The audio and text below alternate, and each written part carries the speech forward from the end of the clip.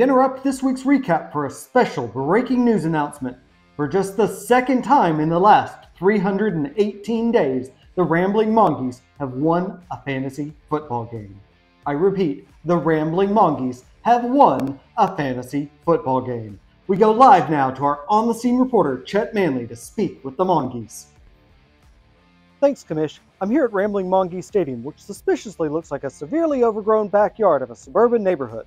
After an historically poor performance over the last calendar year, the Rambling Mongeese have finally emerged victorious. We caught up with Coach Creasy to ask for his thoughts. What are your thoughts? Well, I just don't even know. I want to say thank you to all the fans for supporting us. I want to say thank you to all of our players that aren't hurt. To all of our players that are hurt, I want you to rub some dirt on it and get back out there. And to Minkah Fitzpatrick, I want to say while we don't condone you turning the opponent's players' knees inside out, but, injuries are just part of the game. It's how things happen. Are you going to win again this week? Let's slow down there, pal. We're going to take things one game at a time. Try to stack good plays on top of other good plays on top of other good plays.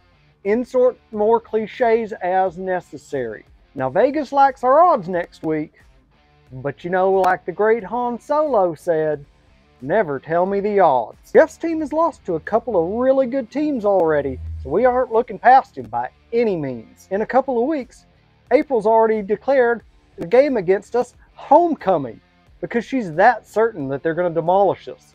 In fact, she's betting a lunch at Texas Day Brazil on the game. Drake is kind of sandbagging with the name change of his team, but by the time we play him, he's going to have Alvin Kamara back, and that's not going to be an easy game then. And then there's Ashley and Juan and Heather all just blowing everybody out of the water. Nobody's even had a chance against him yet. Taylor's literally living in the future, so you know that he's going to turn something around here at some point, and nobody's going to see it coming. Caitlin just had bad luck last week running into a buzzsaw that scored 160 points on her, so at least she got her bad week out of the way when it didn't really even matter.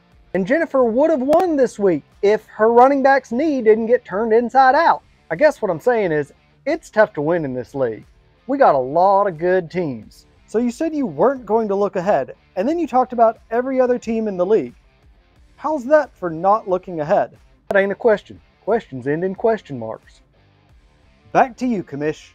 Thanks, Chet, and congratulations once again to the Mongeese on winning a meaningless Week 2 fantasy football game.